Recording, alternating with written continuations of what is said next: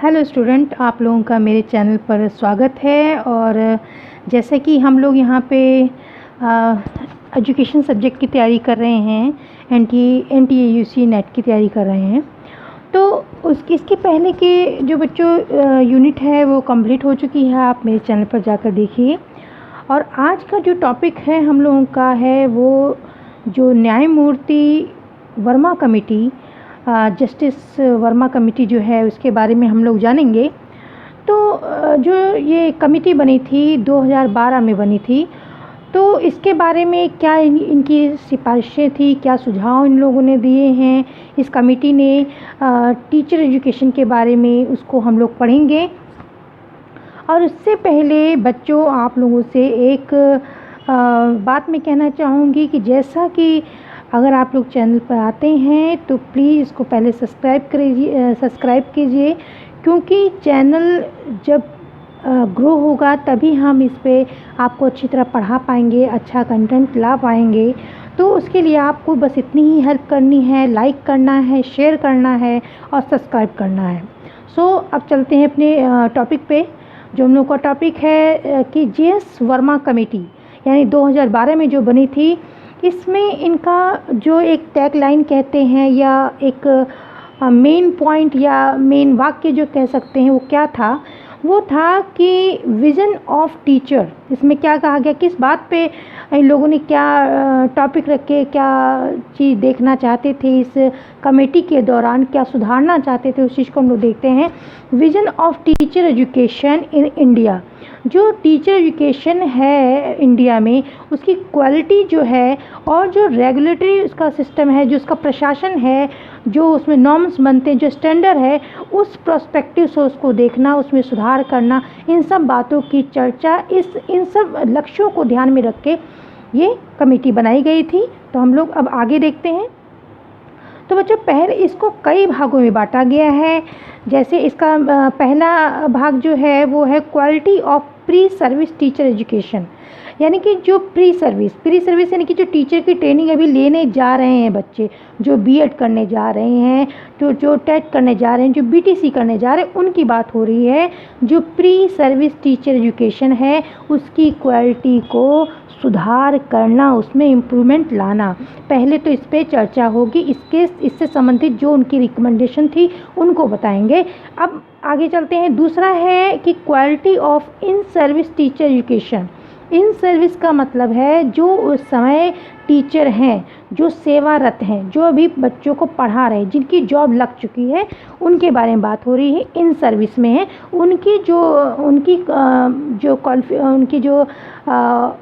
उनका व्यावसायिक जो चीज़ें हैं या उनके शिक्षण को और सुधारने के बारे में, उनकी क्वालिटी को और सुधारने के बारे में क्या किया जा सकता है या कौन कौन से और चीज़ें उसमें शामिल की जा सकती हैं, इसकी चर्चा इसमें होगी।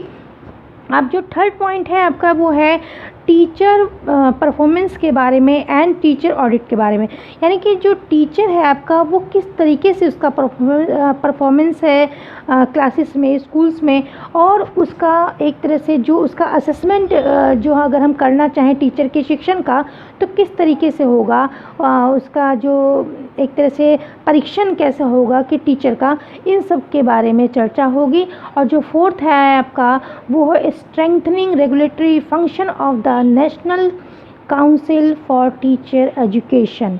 यहाँ पे जो रेगुलेटरी सिस्टम है, जो आपका टीचर शिक्षा से संबंधित हैं, जैसे इसकी संस्थान है NCTE है आपका, तो इन सब चीज़ें जो इसका रेगुलेटरी सिस्टम है उसको किस तरीके से मजबूती दी जाए, किस तरीके से उसको और ज़्यादा मजबूत किया जाए, इस सब बारे में इस पर चर्चा होगी।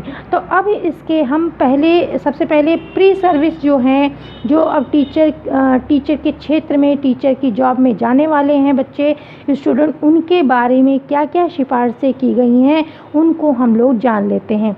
तो पहला जो इन्होंने बताया है प्री सर्विस के बारे में रिकमेंडेशन हुई है इनकी, वो है, इन्होंने कहा कि अगर हम इंडिया में देखते हैं तो जो 90% शिक्षण संस्थान हैं, शिक्षकों के लिए जो ट्रेनिंग देने के लिए संस्थान खुले हैं, वो नॉन गवर्नमेंटल हैं, नॉन गवर्नमेंट सेक्टर से हैं, इनकी प्राइवेट हैं, और 10% ही गवर्नमेंट है।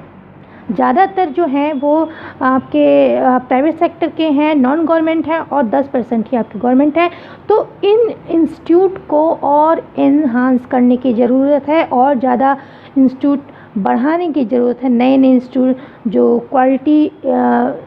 क्वालिटी पूर्वक शिक्षा दे सकें टीचरों को, ऐसी संस्थान खोलने की ज़रूरत है। बताया गया कौन से क्षेत्र में? गवर्नमेंट क्षेत्र में। अब पूर्वी, इसमें बताया गया जो पूर्वी और उत्तर पूर्वी क्षेत्र है इंडिया में, तो वहाँ पे जो शिक्षण संस्थान है उनका बहुत अभाव है, ज़्यादा उनकी क्वांटिटी नहीं है। तो उस तरफ ध्यान दिया जाए, और गवर्नमेंट सेक्टर से टीचर एजुकेशन जो है, गवर्नमेंट सेक्टर आपका जो है, वहाँ से आपके जो इंस्टीट्यूशन है नए नए गवर्नमेंट सेक्टर से वो खोले जाएं, यानी कि उनकी क्वांटिटी को ध्यान में रखा जाए। तो ये बात कही गई। अब आगे देखते हैं, जो अगला पॉइंट बताया गया है बच्चों, वो है कि जो प्री सर्विस टीचर हैं तो उनके जो एंट्रेंस होता है, जैसे हम लोग भी टेट का, जैसे आप लोग टेट की परीक्षा देते हैं, बीएड होता है तो बीएड का भी एंट्रेंस होता है, एमएड करने जाएंगे तो उसका भी एंट्रेंस होता है। तो जो ये बच्चों का जो ये एंट्रेंस होता है प्री सर्विस टीचरों का, इसमें जो पारदर्शिता हो, यानी कि इसमें धांधलेबाजी, और जैसे कि आपने देखा होगा कि पेपर पहले आउट हो जाते हैं, इस तरह की चीज़ें ना हो, पारदर्शिता हो, ताकि कहा जाता है कि जो सही में अच्छे बच्चे हैं, जो काबिल बच्चे हैं, उन लोगों को टीचर बनने का मौका मिले। तो वहाँ पे एक पारदर्शिता हो, इस बात को यहाँ पे कहा गया। अगला पॉइंट है कि टीचर एजुकेशन जो है उसको हायर एजुकेशन सिस्टम से जोड़ा जाए। जो आपका टीचर एजुकेशन है उसको हायर एजुकेशन जो है उसका पार्ट होना चाहिए। और जो टीचर प्रोग्राम है, आप जैसे बीएड करते हैं, आप एमएड करते हैं, तो इसकी जो अवधि जो है वो बढ़ा दी जाए।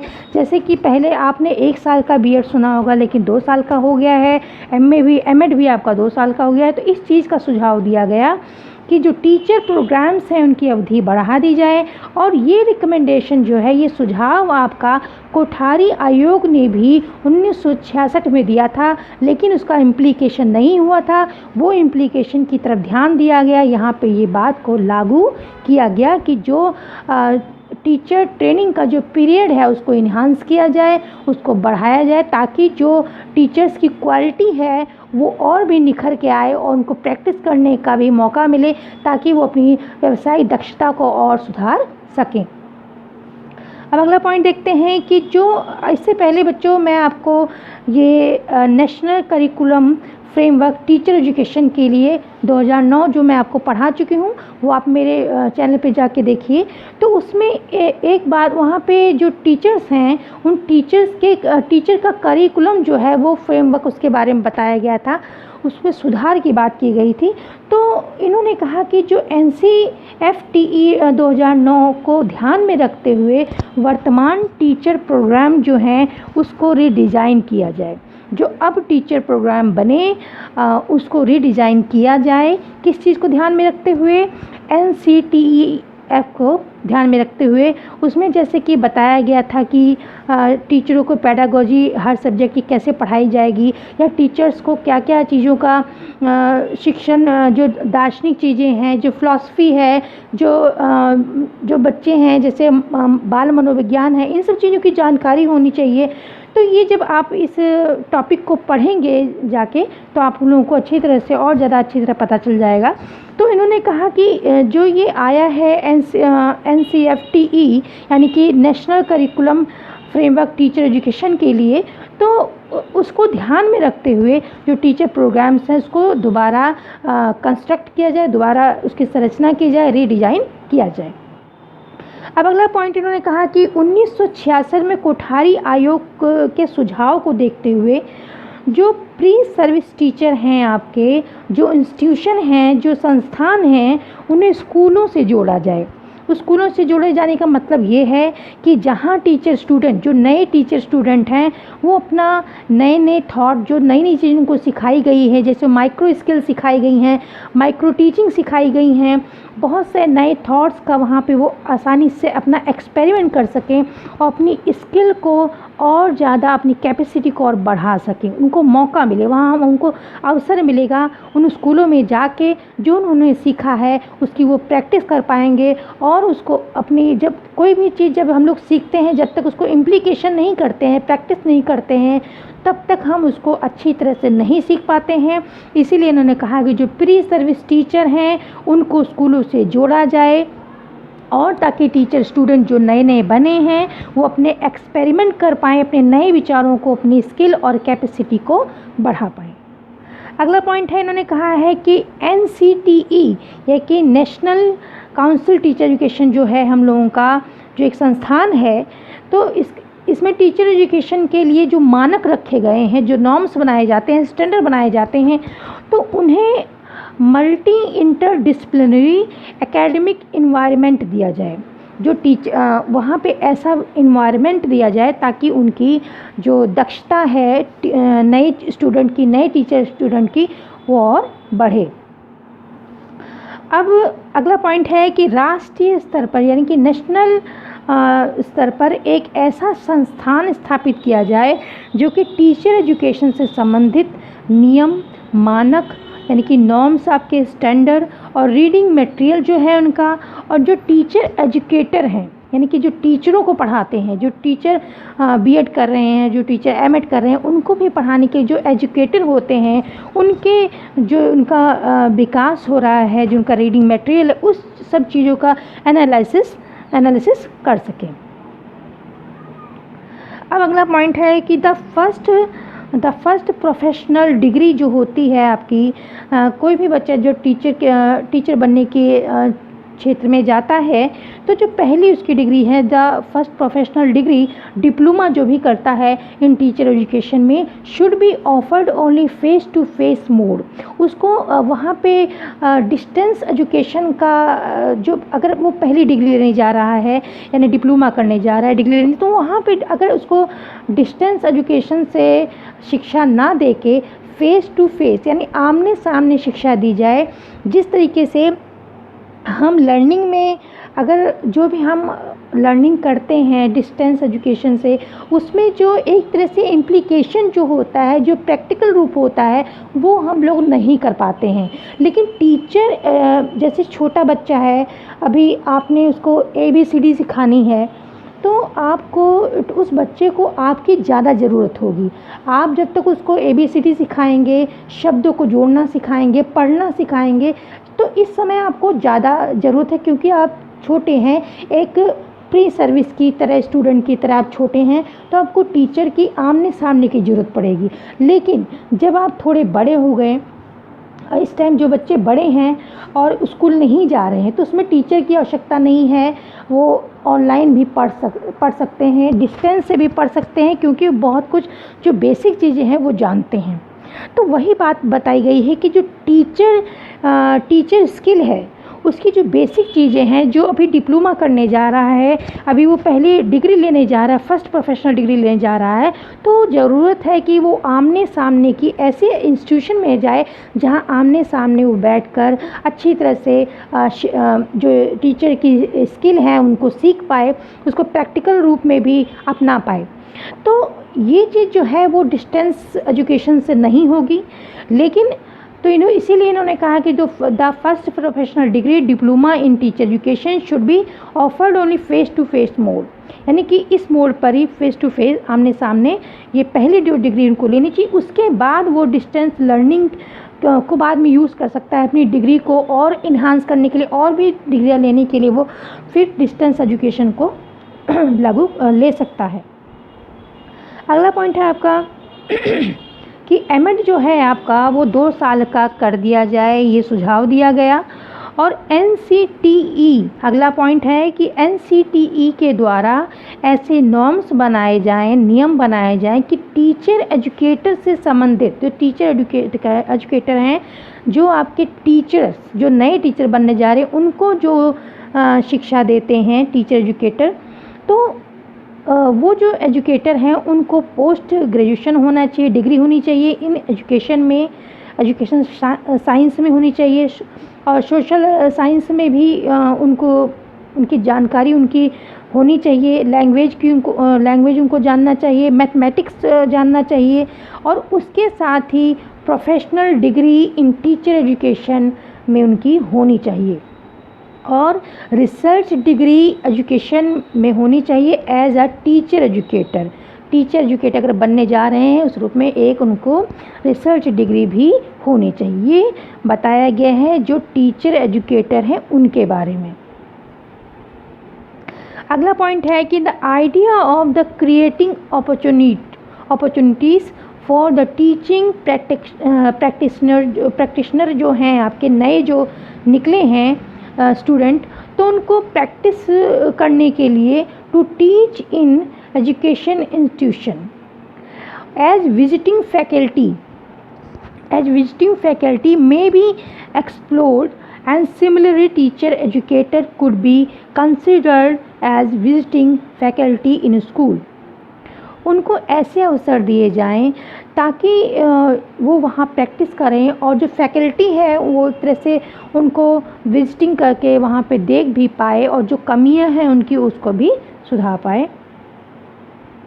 अगला पॉइंट है कि फैकल्टी डेवलपमेंट प्रोग्राम निकाले जाएं। जो फैकल्टी है वहाँ की जो टीचर एजुकेटर हैं वो फैकल्टी के डेवलपमेंट के लिए प्रोग्राम बनाए जाएं, संस्थान द्वारा बनाए जाएं। किसके लिए? टीचर एजुकेटर के द्वारा। अगला पॉइंट है कि टीचर एजुकेटर जो है टीचर एजुकेशन से संबंधित शोध भी कराए जाएं। जो टीचर एजुकेशन है शिक्षा के क्षेत्र में जो नए नए शोध किए जाएं ताकि उनकी क्वालिटी को और भी सुधारा जा सके। तो ये तो बच्चों जो पॉइंट्स थे हम लोगों ने पढ़ा प्री सर्विस टीचर के बारे में। तो ये पॉइंट जो हैं आपके पेपर में आ सकते हैं, और ये जब आप ध्यान से यहाँ पे प्री सर्विस वाले पढ़े रहेंगे तो वहाँ पे अगर आएगा तो आपको समझने में देर नहीं लगी, आसानी से आप टिक कर सकते कि हाँ ये बात उसमें कही गई थी कि नहीं कही गई थी। इसलिए इन पॉइंट्स को ध्यान में रखना ज़रूरी है।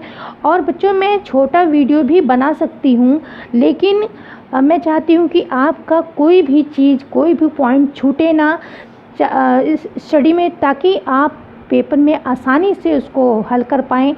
और इसलिए मैं डीप में जाके एक एक पॉइंट आपको बताती हूँ और कंटेंट ढूंढती हूँ, ताकि पढ़ती हूँ स्टडी करती हूँ फिर आपको बताती हूँ कि आपका कोई भी चीज़ छूटने न पाए। और इसीलिए ये थोड़ा लंबा भी वीडियो हो गया है, लेकिन ये आपके लिए बहुत ज़रूरी है, इसीलिए पढ़ाया जा रहा है। अब हम पढ़ेंगे quality of in service teacher के बारे में। इन सर्विस टीचर यानी कि जो अभी टीचर बच्चों को पढ़ा रहे हैं, जो सेवारत हैं, जिनकी जॉब लग गई है, जो अभी पढ़ा रहे हैं, उनके बारे में बात हो रही है कि वो उनकी क्वालिटी को कैसे सुधारा जाए। तो उसके बारे में क्या क्या रिकमेंडेशन आई थी वो हम देख लेते हैं।